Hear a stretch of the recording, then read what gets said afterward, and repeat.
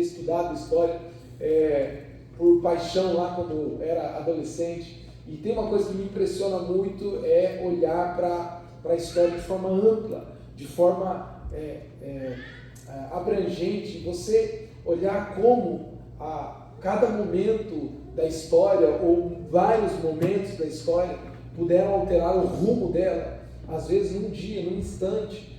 Há momentos muito importantes na história, né? Na história recente, talvez um dos momentos mais dramáticos, ou um dos períodos mais dramáticos do último século. Talvez a gente nem sabe, porque só estudou na escola, não tem sentimento nenhum, mas isso é muito recente para a história da humanidade, que é a Segunda Guerra Mundial. E a Segunda Guerra Mundial, ela foi devastadora, foi talvez os momentos mais sangrentos, mais dolorosos da história da humanidade, entre muitos. E a Segunda Guerra Mundial, ela tem um momento em que tudo muda, a história daquela guerra muda, e é chamado inclusive do dia D.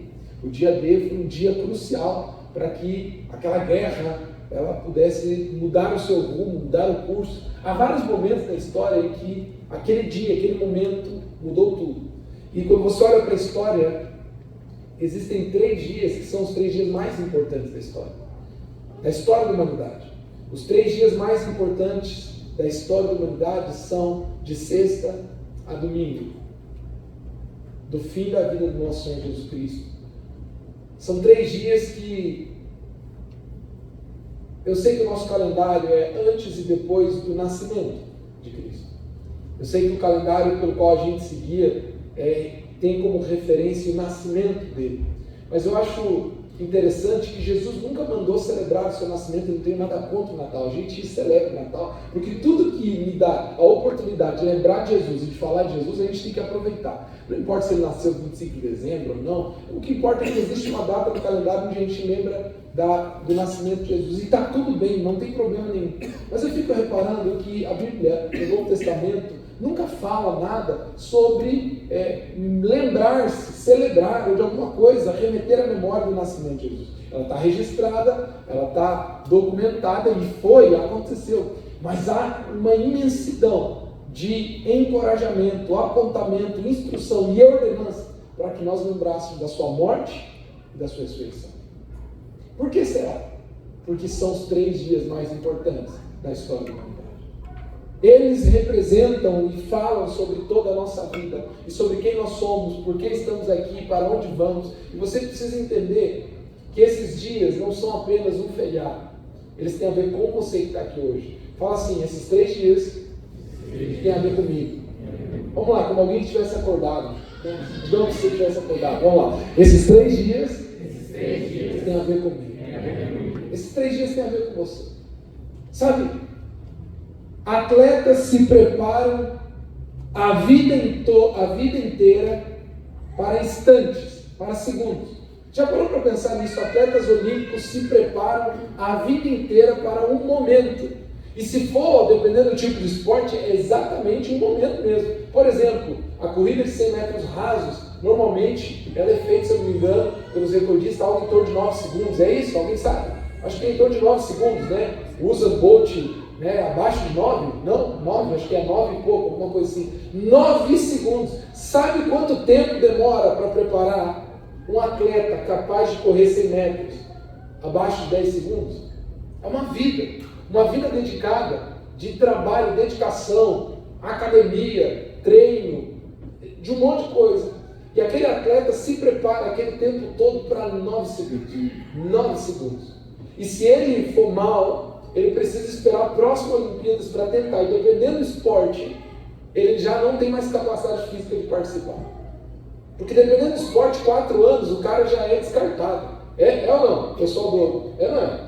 Dependendo do esporte olímpico, de alta performance, já era. Ele tem uma vida para que 9 segundos ou 10 segundos possam ser validados. Sabe? Talvez seja algo muito interessante a se pensar. Como um instante pode mudar tudo, como um momento pode mudar tudo.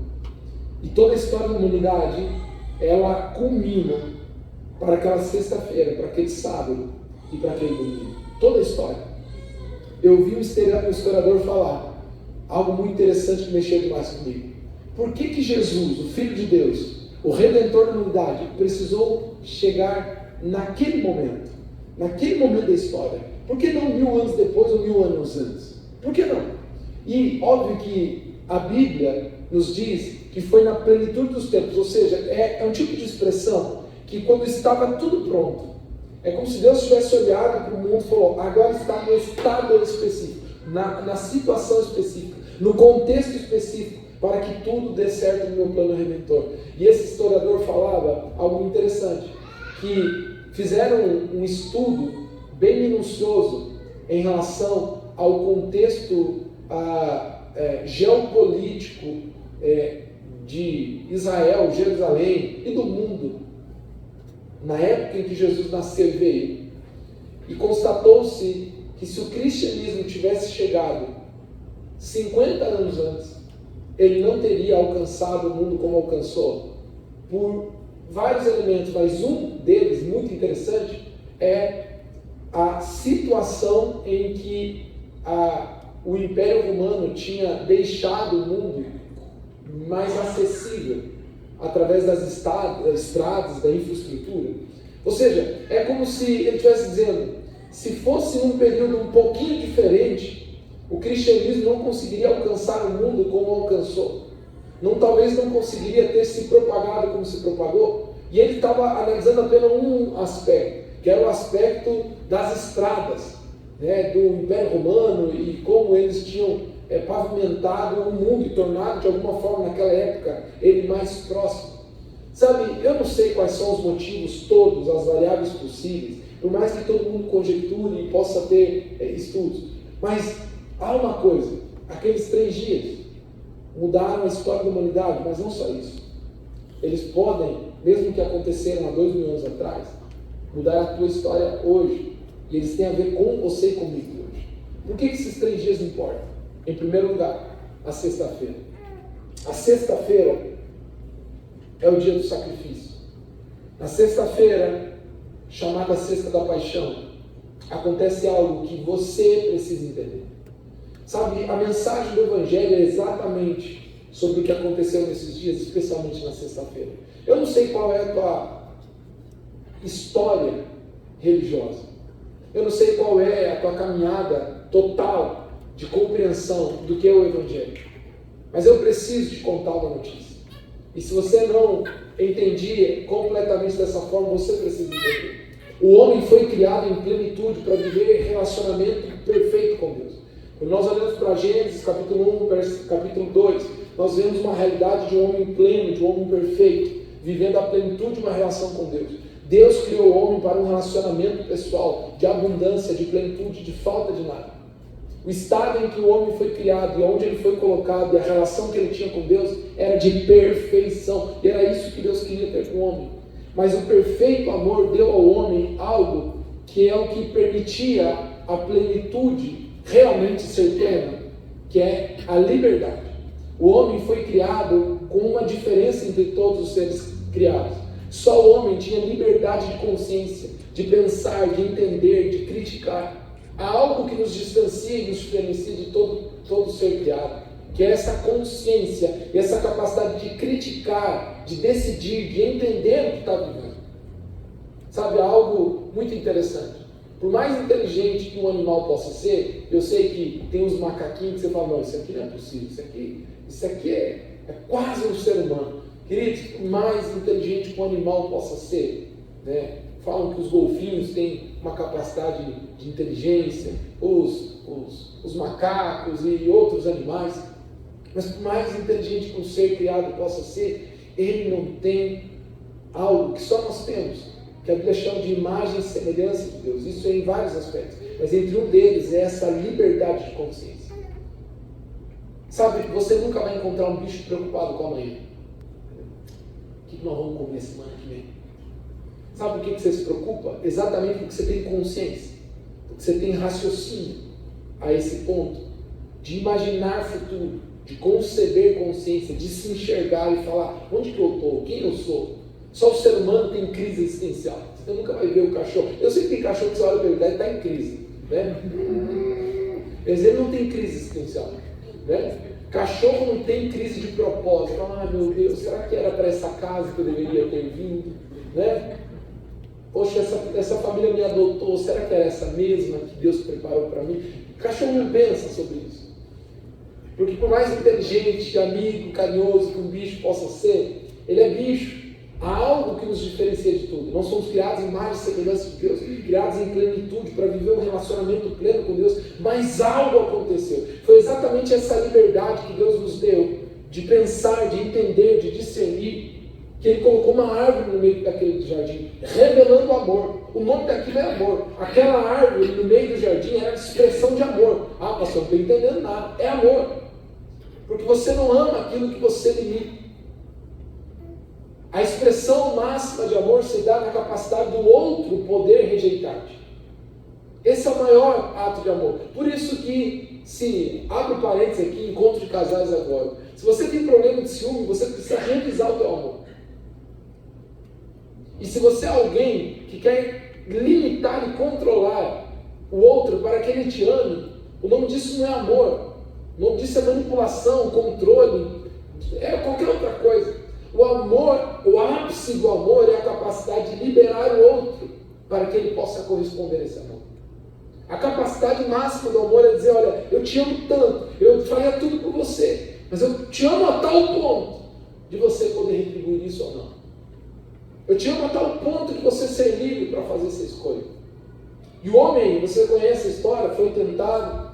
Eva é tentada, apresenta o homem, e o homem totalmente responsável toma uma decisão e eles comem daquele fruto, e o fruto não é o que importa. Tem gente que fica perguntando o que era o fruto, né? Um dia alguém fala, o fruto proibido tem cara de maçã, deve ser maçã. Outros falam, não, deve ser mais uma manga, porque a manga é mais suculenta, mas o cara se lambuza. As pessoas conjecturam o fruto não importa muito, poderia ser qualquer coisa. O fruto era um referencial de decisão, era só isso. O fruto era algo que Deus colocou, a árvore era algo que Deus colocou, dizendo, ó, isso aqui é o limitador, isso aqui é o lugar onde você vai dizer, até aqui eu me submeto a Deus, eu me rendo a Ele é o meu Senhor. A partir daqui eu estou renunciando a esse senhorio. Poderia ser qualquer coisa. O fruto não é o que importa, eu sempre falo, às vezes poderia ser um botão no meio de jardim, não aperte, algo assim. Ou algo até mais tentador, um plástico bolha, dizendo assim, não estou. Aí você vai ficar assim, né? Ai meu Deus, o plástico bolha dá vontade de estourar. Poderia ser qualquer coisa, o fruto não importa. O que importa era que Deus disse, olha, há algo aqui que nos separa e que determina o tipo de relação que nós temos. Eu amo você, tudo isso é teu, você foi criado em plenitude, nada te falta. Mas você é livre. E você precisa tomar uma decisão. De submeter-se a esse amor, de render-se a esse amor, ou escolher o seu caminho. O plano da salvação, ele começa quando o homem faz essa escolha. Ele toma uma decisão e ele renuncia.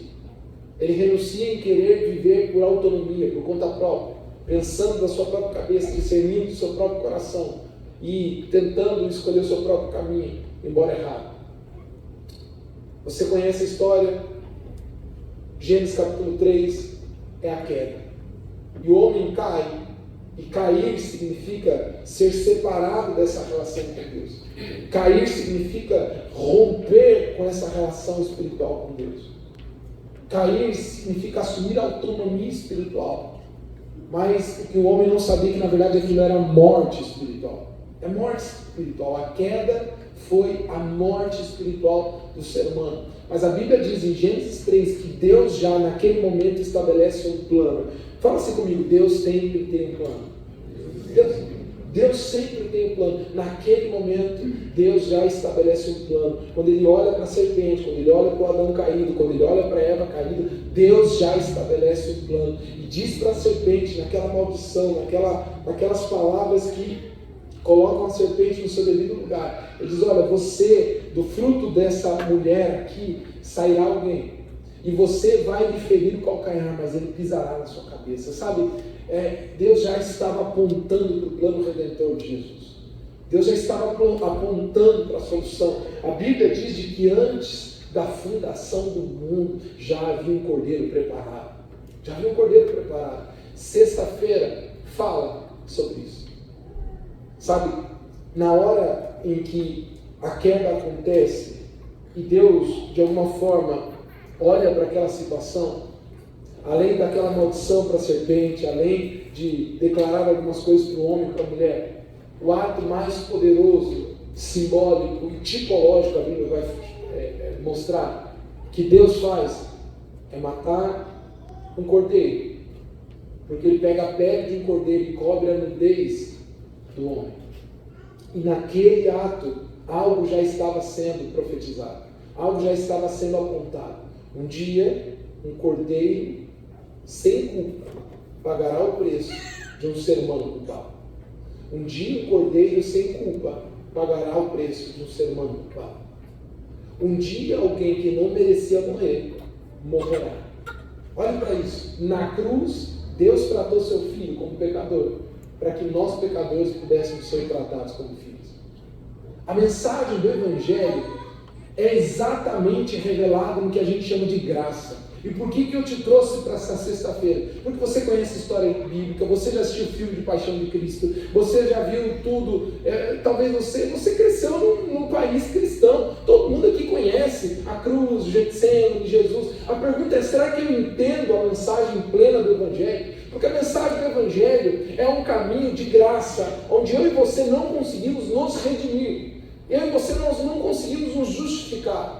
E sabe, existe algo que queima no nosso coração como igreja, e isso tem a ver com o DNA da Igreja Azul. Nós não queremos cair na armadilha da religiosidade, que acha que pode conquistar uma relação com Deus, que pode conquistar o amor de Deus pelos nossos atos de justiça. Não há nada que eu e você possamos fazer para que Deus nos ame mais ou menos. Ele já nos amou de forma extraordinária com Jesus na cruz do Calvário. Por pior que seja o meu pecado, o seu pecado, Deus já declarou: eu te amo, continuarei te amando, continuarei lutando por esse amor. Deus não desiste de nós. A Bíblia chama de que o amor de Deus é leal, ele permanece firme. Por pior que pecadores que sejamos, nós não conseguimos fazer Deus nos amar menos e nos amar mais. A tua justiça, a tua santidade, ser bonzinho, ser malzinho, não muda o coração de Deus. Ele nos chama de filhos em Cristo Jesus.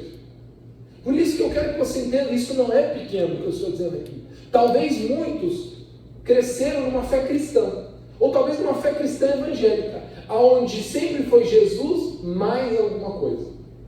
Para ter uma vida boa é Jesus mais o teu dízimo. Para ter uma vida feliz em casa, Jesus mais sacrifícios. E queridos, todas as disciplinas espirituais, oração, leitura da palavra, comunhão, adoração, vida em unidade, não são meios para que Deus me ame. Eles são expressões do que eu vivo quando eu entendo que Deus me ama. Quem está ouvindo o que eu estou dizendo aqui? Eu não oro para Deus me amar mais. Eu oro porque eu já fui amado. Eu não leio a Bíblia para conquistar o favor de Deus. É porque o favor de Deus já me alcançou e que eu quero conhecê-lo mais na sua palavra. Tem alguém entendendo o que eu estou dizendo aqui? Faz sentido?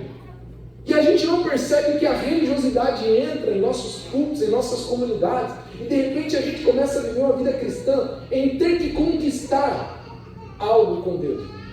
E às vezes as igrejas são especialistas, os religiosos, em gerar peso sobre as pessoas, gerando nelas medo, dizendo: olha, anda na linha aí, senão Deus. Irmãos, todo o mal que Deus poderia derramar, Ele já derramou sobre o seu Filho na cruz do Calvário. A justiça já foi aplicada. O rigor da ira divina estava sobre Cristo, por amor a mim e a você. Tudo que, de alguma forma, tenta colocar em nós julgo de peso, julgo de mérito, para que de alguma forma eu conquiste o amor e o favor de Deus, o nome disso é religiosidade. E não é esse tipo de relação que Deus quer comigo e com você. A sexta-feira é para nós nunca esquecer de que Jesus já pagou todo o preço. Ele já pagou todo o preço. Sabe, eu lembro que quando eu cheguei no Brasil, para quem não sabe, eu nasci na Argentina, meus pais me criaram lá até os 9 anos de idade. Eu cheguei no Brasil, eu não sei ao certo qual é o título, alguém vai me lembrar, mas eu lembro de um dia, lá nos anos 2000, por aí, Eu lembro de ter visto uma minissérie da Globo de um homem pagando uma promessa, que é se eu não me engano, é um livro da literatura brasileira. Alguém lembra disso aqui? Era um homem pagando uma promessa que ele tinha feito para Aparecida, alguma coisa assim, e ele carregava uma cruz. Alguém lembra disso? O pagador de promessas. E talvez você já viu essa história e há uma confusão, porque quando ele chega, o padre não quer receber a sua promessa porque ele fez ela em um outro, né, se eu não me engano, com uma pessoa de outra religião, né, ou de outra profissão. O padre, e é uma confusão, e é uma narrativa brasileira muito conhecida. Mas quando eu penso nessa figura de alguém fazendo um grande sacrifício para receber algo de Deus, eu vejo que é totalmente o oposto que a mensagem do Evangelho quis pregar. E às vezes a gente critica talvez alguém de uma outra prática religiosa, ou de um outro tipo de tradição, dizendo, olha aí que bobo lá, ajoelhar no milho para ver, olha o outro lá tentando. Mas às vezes nós somos iguais. Na nossa sutileza, a gente se comporta na relação com Deus achando que precisamos pagar um preço. Pagar um preço para conquistar algo de Deus. Eu tenho uma boa notícia. O preço já foi pago. O preço já foi pago. Só que, para corações arrogantes e orgulhosos, é inadmissível que eu seja amado, aceito, sem ter feito nada. Talvez seja essa o grande paradoxo do Evangelho. É exatamente isso. Você precisa de apenas uma única coisa: quebrantamento suficiente para aceitar amor inexplicável. Sabe, eu sou filho de pastor e eu já vi coisas detestáveis no ambiente evangélico brasileiro. Coisas que eu imagino que Jesus olharia para aquilo e falaria, eu morri à toa. Pelo que esse pastor está ensinando para essa ovelha, eu morri à toa, não é possível. Porque eles estão colocando sobre as pessoas um tipo de consciência e mentalidade de que elas ainda precisam fazer algo a mais. Elas precisam fazer um sacrifício a mais. Sendo que a grande boa notícia do Evangelho é: o homem nunca foi capaz de reconquistar o amor com Deus. Foi Deus que reconquistou essa relação, dando ao homem o presente, que é Jesus Cristo. Só que não é somente isso. Sexta-feira comunica algo muito poderoso que você nunca pode esquecer, nunca pode esquecer. Jesus foi crucificado, Jesus levou sobre si o seu pecado, e ele morreu como substituto. Eu quero ler dois textos aqui muito importantes. 2 Coríntios capítulo 5, verso 21 diz assim: Deus tornou pecado por nós aquele que não tinha pecado, para que nele nós nos tornássemos justiça de Deus. Deus tornou pecado em Jesus para que nós que somos pecadores pudéssemos ser tornados justiça de Deus. Colossenses capítulo 2, do verso 13 ao 15, é um dos textos mais poderosos a respeito do escândalo da graça. Diz assim: quando vocês estavam mortos em pecados e na incircuncisão da sua carne, Deus os vivificou juntamente com Cristo. Ele nos perdoou todas as transgressões e cancelou a escrita de dívida que consistia em ordenanças e que nos era contrária. Ele a removeu pregando-a na cruz e, tendo despojado os poderes e autoridades, fez deles um espetáculo público, triunfando sobre eles na cruz. Amém?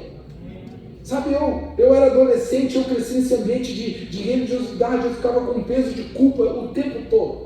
Tinha uma música que era muito famosa, que se cantava nos cultos, e eu não sei, é um salmo, e talvez alguém conheça, mas era algo assim: quem entrará no santuário para adorar, os limpos de mãos, de coração puro, que não é vaidoso e sabe amar. Alguém já ouviu essa música, né? Quando começava a música, os limpos de mãos, eu falava, eu já estou fora, já mudou. De coração puro, piorou. Eu nunca me sentia com condições de ter uma relação com Deus. Eu erro o tempo todo eu pego. Eu penso coisa errada, eu falo coisa errada. Eu tenho vontade de matar algumas pessoas.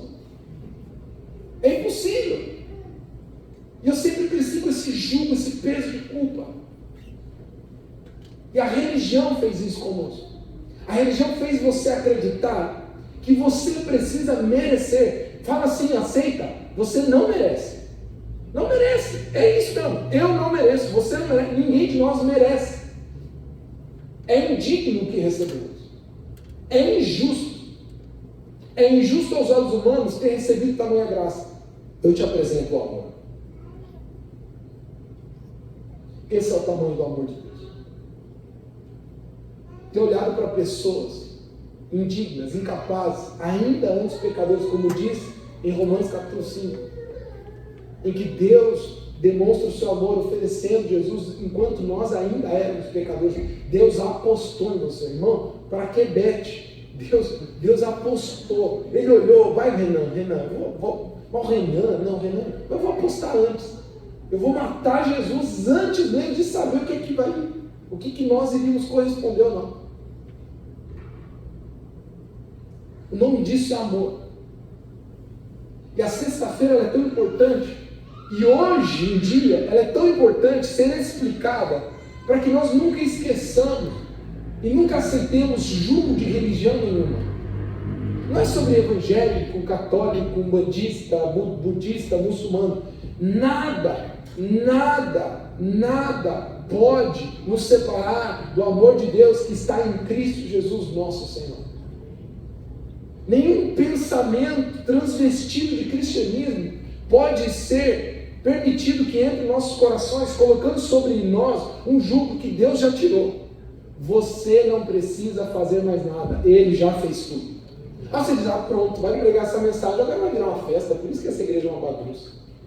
É impossível entender o amor de Deus e você não ser cheio do Espírito Santo e inundado por uma consciência de devolver e corresponder esse amor com santidade, graça, fidelidade, amor. Quantos estão ouvindo o que eu estou dizendo aqui? Amém? Sabe quem é que pensa assim, então tá bom, eu não preciso fazer nada, vamos lascar. Ele nunca entendeu. Ele nunca entendeu. Sabe, eu falava ontem com o pai. Ele sentava no banco, na frente do nosso prédio da igreja lá em Toledo. E ele estava com o coração partido, porque ele estava vendo um dilema com o filho. O filho chegou na adolescência e começou a se rebelar, quer sair de casa, tiveram uma discussão brava. E ele falou, aqui na minha casa não. Eu falei, então eu vou sair, vou morar sozinho. E o filho está com amizades, é aquele drama que todos talvez já conhecem. E diante de tudo aquilo que a gente conversava, o coração dele estava partido. Olha isso. O coração dele partido porque a coisa que mais feriu ele, porque ele ama o filho dele. Ele falou, eu prefiro meu filho não ir na igreja, eu prefiro meu filho talvez tomando decisões ruins, mas pelo menos eu podendo acolhê-lo na minha casa, saber que ele está em casa, que ele está dormindo em casa, eu posso saber que tem uma mesa preparada para ele, um lugar para dormir, porque eu amo meu filho. E mesmo que eu não queira que ele vá para as festas, para bagunça, para qualquer tipo de uso de droga, qualquer coisa, eu ainda quero ter a possibilidade de amá-lo, de protegê-lo, aquilo que ele me permitir. Meu coração partiu, ele falou, então eu vou sair de casa. Ele falou, por que meu filho quer ficar longe de mim? E por um impulso, eu tive como se fosse um toque sutil do Espírito Santo, e eu lembrei da parábola do filho pródigo. E se há algo que a gente não pode negar nessa parábola, é que o filho perdido, que debandiou, gastou, viveu uma vida promíscua, libidinosa, irresponsável, ele conhecia e sabia o amor que o pai tinha por ele. Porque se não fosse isso, ele, no pior momento, ele não falaria, eu vou voltar para a casa do meu pai. Ele sempre teve consciência. E essa consciência é provada quando ele decide voltar. E quando eu conversava com esse pai ontem, algo me veio à mente, que foi exatamente por saber o nível de amor que o pai tinha por ele, é que ele poupou o pai de sofrer perto, e ele decide ir longe. Ele decide se afastar. Quando ele pega a herança do pai, ele se afasta. E quando eu conversava com o pai, me veio a memória de tantas situações que eu vi como pastor, que pessoas tomaram decisões conscientes de viver o pecado, mas por já ter experimentado o amor de Deus, preferiu fazer isso de forma digna. Pô, se for para viver uma vida estragada, eu vou sair da igreja. Quem já viu isso ali? Ou é eu vivo uma vida boa na igreja certa, fazendo tudo, ou eu vou me afastar. Porque meia boca para mim não dá. E todas as vezes que eu ouvi isso, eu percebia algo. Normalmente, somente pessoas que entendem e compreendem o tipo de amor que Deus tem por elas, é que de alguma forma, quando decidem pecar, tentam fazer isso sem magoar, ou sem de alguma forma. Eu falei, talvez teu filho está escolhendo ficar distante para não te fazer sofrer, porque ele sabe o amor que você tem por ele. Talvez teu filho não quer que você veja as coisas que ele está fazendo. Ele não quer que você se machuque com as coisas que está fazendo. E sabe, eu refletia sobre tudo isso e eu pensava que na verdade o que nos diferencia entre cristãos, talvez nessa mesma sala aqui, não é o tipo de informação sobre o Evangelho que a gente recebeu. É o tipo de consciência que nós temos, pessoal, sobre o impacto desse Evangelho em nossa vida. Lucas capítulo 7 diz que Jesus conta uma história, numa cena em que ele é recebido na casa de um religioso, e o religioso trata ele com normalidade, mas uma mulher não para de adorar ele, de chorar aos seus pés, de derramar a sua vida. O religioso fica olhando, julgando, olha, esse cara ainda deve ser Messias, não, se soubesse quem está lá. A Bíblia diz que Jesus, sabendo dos seus pensamentos, ou discernindo seus pensamentos, conta uma história para ele. Diz, olha, me diz uma história, me diz uma coisa. Um homem devia R$500 e foi perdoado. Outro devia 5 milhões e foi perdoado. Eu te faço a pergunta, Jesus, estou aqui resumindo e conjecturando. Quem amou mais? E Jesus respondeu, obviamente, o que foi perdoado a dívida maior. Ele disse, você respondeu bem. Desde que eu cheguei aqui, essa mulher não para de chorar os meus pés. Não para de derramar lágrimas. Não para de me adorar. E você nem me ofereceu um copo d'água. Quem muito ama, ou quem muito amado, muito ama. Pastor, do que é que você está falando? Sabe por que a tua relação com Deus está apática, fria, comum? Porque você sabe com a mente isso aqui, mas talvez o teu coração se esqueceu. O Deus Criador de todas as coisas enviou seu único Filho para morrer em seu lugar, para que você pudesse ter vida. A nossa expressão de amor a Deus sempre será proporcional ao nosso nível de consciência do que Deus fez por nós. Nós não podemos esquecer da sexta-feira. Nós nunca podemos esquecer da sexta-feira. Todas as vezes que você se sentir arrogantinho na tua vida espiritual, na hora que você se sentir orgulhosinho, achando que você está fazendo demais, você tem que lembrar da sexta-feira. No dia que você está achando pesado demais, vou ter a Bíblia, esse negócio aqui é muito chatão, não entendo a história. Você precisa lembrar da sexta-feira.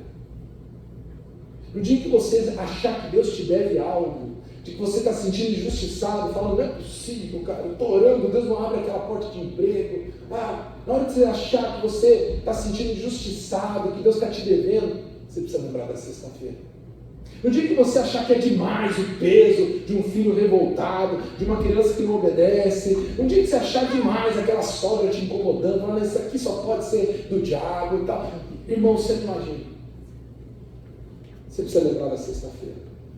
No dia que você achar que você está merecendo demais, que você é digno demais, na hora que você estiver achando que você, de alguma forma, por coisas que você faz, decisões que você toma, sacrifícios que você acha que está fazendo, ou atos de justiça própria, você precisa lembrar da sexta-feira. Você não merece, eu não mereço. Deus nos deve nada, Ele não nos deve nada. Ele já nos deu tudo. E é exatamente essa consciência que nos liberta. Eu já recebi tudo de Deus. Eu já sou livre, justificado, amado. Nada pode mais me separar do amor de Deus em Cristo Jesus. Não há preço a mais para pagar. Não há dívida a mais para sanar. Eu já fui justificado. Sabe, às vezes eu era adolescente, eu ia orar no peso de culpa. Eu sentia assim, sempre fui muito visual, imaginativo. E eu imaginava assim, o diabo, toda vez que eu ia orar, ele já tirava uma fatura, assim, eu já imaginava uma lista, assim, tipo aqueles negócios que tinha antes, aquelas impressoras antigas de repartição de escritório, né? Tinha umas impressoras que tinham os papéis assim, todos grudados assim, que esticavam. Eu imaginava assim a minha lista de pecado enorme, assim, aquele negócio, esse tipo de desenho animado, assim, que o diabo pegava e falava, pera aí, Rona, vai orar? Deixa eu ver então. Aí eu sentia uma indignação, assim, não é possível, eu não tenho nem cara para orar, porque eu olhava para a lista de pecados, mas sabe, um dia que eu entendi esse evangelho, essa figura voltou à minha mente. É como se eu visse o diabo com aquela listona enorme assim, e eu diante de Deus, para tentar me relacionar com Deus, e o diabo com aquela listona. Aí, Rona, vai orar? Vamos lá. Então, vou começar aqui por segunda-feira. E eu vi aquela lista cheia de coisa errada, decisões erradas, pecados praticados. Mais um dia, é como se viesse a minha consciência, que no final daquela lista, tinha alguma coisinha assim, vermelha, assim mais ou menos, que dava para notar no final. E é como se Jesus estivesse dizendo, Rona, está vendo essa lista? Ela continua, ela existe, ela é real. Não tem como, de alguma forma, ter amnésia espiritual. Você fez, mas tem uma diferença. Lá no fundo, de vermelho, tem algo escrito, pago pelo sangue de Jesus. Você não pode ser mais cobrado por isso. Já foi. Já foi. Você não pode esquecer da sexta-feira. Mas aí tem o sábado. E o sábado nos ensina de algo. Nos ensina algo de extrema importância. O sábado é chamado de sábado de silêncio. E por que silêncio? Porque todo mundo ficou confuso no sábado. Aqueles discípulos realmente acreditaram que ele era o Messias. Aqueles discípulos realmente acreditaram que o rei tinha chegado e de alguma forma ele reinaria em glória. E eles estavam confusos. Como é que aquele rei morreu humilhado como um moribundo? Como é que aquele rei morreu castigado, sofrido como morreu? E talvez até a última esperança deles era que na cruz os anjos viessem, pegassem Jesus e demonstrassem toda a sua glória diante de todo mundo. E não aconteceu. Ele realmente morreu. Morreu completamente, dando sua vida por nós. E o sacrifício de Jesus era um cordeiro, sim, que tirava o pecado do mundo, e morrer era necessário. Agora, o que é confuso é o sábado.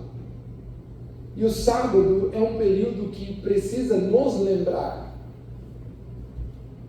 de que Deus sempre faz uma obra completa, mesmo quando a gente acha que as coisas não estão acontecendo. O sábado, de alguma forma, aponta para o caráter de Deus, de tratar o coração humano, dizendo, as coisas não funcionam como você espera, funcionam como eu estou construindo. Se existe algo que, às vezes, mexe comigo na Bíblia, é como Deus é paciente ao ponto em que me desagrada. Você olha para a história de Israel, em vários momentos, Deus vai resolver um problema 400 anos depois. Ele vai resolver uma questão 500 anos depois. Sabe, o povo de Israel estava vivendo promiscuidade, os profetas profetizavam a redenção de Israel, mas só demorou 600 anos para acontecer, 500 anos para acontecer. Eu fico olhando para isso e falo, meu Deus, mas é muito tempo. Talvez você olhe para a história da humanidade e parece demais o tempo que a gente espera que tudo isso acabe. Mas de forma prática e aplicada, seja bem honesto. Quantas coisas você vive na sua vida e de alguma forma você espera, Deus, por que o Senhor não resolve? Faz 10 anos que eu luto por isso, 15 anos que eu luto por isso, 20 anos que eu luto por isso. O sábado do silêncio é pedagógico. O sábado do silêncio é uma forma de Deus dizer, eu estou no controle, não vocês. É Deus comunicando pedagogicamente que Ele ordena, coordena, reorganiza a história da forma que Ele quer, e não como nós queremos. O sábado do silêncio foi humilhante para os discípulos, foi vergonhoso para aqueles discípulos que diziam para os seus amigos e familiares que eles tinham encontrado o Messias. E eu acredito, assim, é como se assim, até o último momento, igual o pessoal torcendo para o Neymar ir para a Copa, assim, até o último segundo, assim, não, o Neymar vai para a Copa, Neymar vai para a Copa. Quem quer que o Neymar vá para a Copa? Tem alguém que quer? Não, vocês odeiam o Neymar. Quem não quer que o Neymar vá para a Copa? Olha aí, rapaz, olha, já ganhou. E talvez tem gente torcendo aí, né? Não, meu Deus, até o último momento. Eu imagino os discípulos falando assim, calma, vocês vão ver. Aí o pessoal pergunta, viu, mas Jesus está lá na cruz, calma, calma. Vocês vão ver. Aconteceu alguma coisa. Vai acontecer alguma coisa. E eles estavam esperando. Glórias abrirem, o céu abria, anjos aparecerem. Jesus, nada. O sábado do silêncio é pedagógico. Para que eu e você, criaturas de Deus, pudéssemos nos lembrar que não funciona como a gente quer. Não é da nossa forma. Só para a pessoa que está perto de você acordar e falar, não é do seu jeito. Não é do seu jeito. O sábado do silêncio é pedagógico. Não funciona como você quer. Eu não sei você, quantos aqui tem uma caminhada com Deus e já viveram períodos de frieza e de espiritual e parecia que o teto era de bronze. Uma oração não passava do teto. Quem já viveu isso aqui? Não é possível. Você começa até a duvidar da tua fé. Você fala, não, será? E esses períodos são pedagógicos. A Bíblia fala que antes de Jesus chegar, os teólogos vão chamar de 400 anos de silêncio também, onde nenhum profeta falou em nome de Deus. Nada. Não tem nada registrado. É como se Deus tivesse desaparecido no mapa. É como se Deus tivesse ludibriado uma nação inteira a acreditar numa redenção. Um povo inteiro, de repente ele some. É como aquele vigarista, eu sou pastor e fui pastor de jovens adolescentes a minha vida inteira. Rapaz, às vezes chega uns gavião perigosos na igreja, assim, uns jovens assim, tal, e já fica olhando nas meninas e tal, já fico de olho, né? E eu lembro uma vez que na igreja teve um cara, que ludibriou umas 10, assim. Nós fomos descobrir mais tarde depois. Mas já estava aqui, ó, só em uma, em outra. Ele falava, não, eu vou casar com você. Nós vamos viver uma vida linda juntos e caminhar. Mas ele fez isso com 10. E de repente o piá sumiu. Todas ficaram esperando. Eu imagino o povo de Israel esperando. Eu imagino os discípulos. E agora? A história nos diz, e nos mostra em Lucas 24, que vários, mas pelo menos 2 registrados, eles foram embora para casa.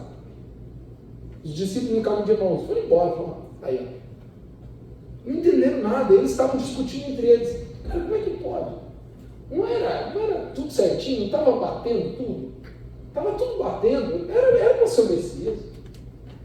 Sabe, quando eu olho para o sábado do silêncio, eu vejo o caráter de Deus no meu dia a dia. Há muitas coisas que eu preciso, muito mais, obedecer por fé do que entender por razão.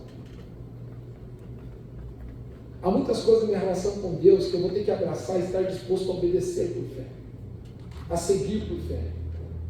Sabe, há momentos em que eu não tenho paixão, amor por Jesus. Eu só tenho fé que se revela numa obediência.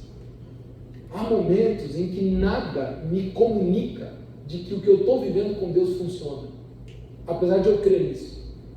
E a única coisa que me faz permanecer é uma fé obediente.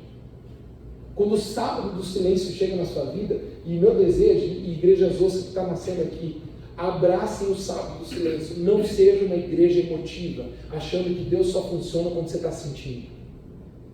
Não abrace uma fé religiosa que te faz permanecer de domingo a domingo com estímulos dopaminérgicos de emoção, com palavras de motivação que tem que te reconectar todo domingo para que você não caia. E se domingo após domingo a mensagem for ruim, ela já não é muito boa, mas a mensagem for ruim, você não sentir arrepio nenhum, a música for toda desafinada, e como é que vai ser? Como é que você vai ser se você for lá e as coisas não acontecem? Como é que você vai ser quando a tua relação com Deus não passar de olhar para esse livro e entender que isso é a verdade, você não sentir nada no seu coração e ter que seguir? Como é que vai ser? Quando é que vai ser quando o silêncio te visitar? O silêncio de Deus te visitar. Sabe, o silêncio de Deus não é ausência de Deus.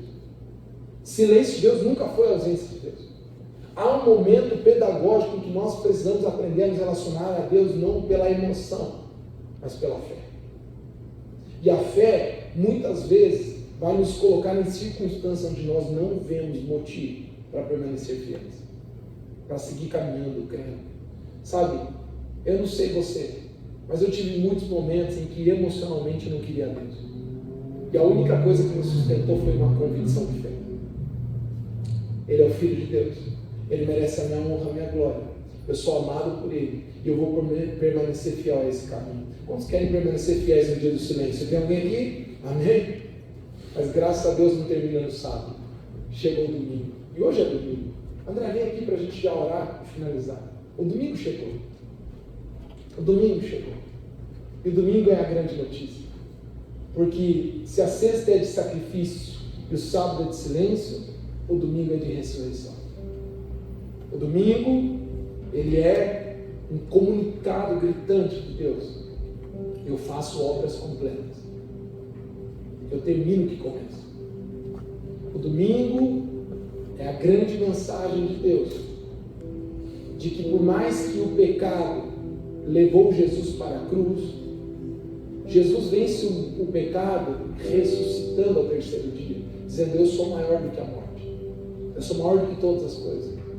Sabe, a ressurreição é o ápice da fé cristã, porque se Jesus não tivesse ressuscitado, ele seria só mais um.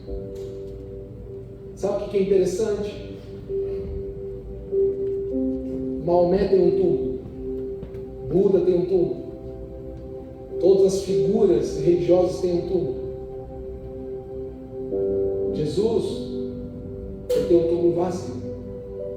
O que diferencia totalmente a fé cristã de qualquer outra expectativa religiosa é que a ressurreição comunica que temos um Deus acima de todas as coisas, um Jesus que se sobrepôs a tudo e a todos. A ressurreição é a prova de que o pior que poderia acontecer já aconteceu, mas foi vencido. Sabe o que é maravilhoso entender sobre a ressurreição? É que não há nada que o nosso Senhor não tenha vencido. Por isso que não há nada na minha vida que eu deva temer diante daquilo que Jesus já fez. Não há nenhum mal, não há nenhuma praga, não há nenhuma maldição, não há nenhuma dor, não há nenhum sofrimento que já não tenha sido vencido. Sabe, a ressurreição é a vida de Deus sendo manifesta e expressa por Jesus, que precisa comunicar em nós hoje que não há nada tão ruim nesta vida que Jesus já não tenha vencido. Por isso que eu amo Romanos capítulo 8. Quantos querem ser encorajados pela palavra de Deus aqui agora? Eu quero ler aqui Romanos 8, inclusive eu vou ler aqui numa versão nova dessa Bíblia que eu estou, que é a nova tradução, é a nova versão transformadora. Em Romanos capítulo 8, ele é um texto que precisa ser relembrado o tempo todo por nós. Eu amo Romanos capítulo 8 porque ele nos faz lembrar do que nós nunca deveríamos esquecer. Por que você tem medo? Por que você está preocupado? Por que você está sofrendo? Olha o que diz Romanos capítulo 8, verso 31 em diante. Que podemos dizer diante de coisas tão maravilhosas? Se Deus é por nós, quem será contra nós? Se Ele não poupou nem o seu próprio Filho, mas o entregou por todos nós, acaso não nos dará com Ele todas as outras coisas? Quem se atreve a acusar os escolhidos de Deus? Olha aí. Quem se atreve a acusar os escolhidos de Deus? Ninguém. Pois é o próprio Deus que nos declara justos diante dele. E quem nos condenará então?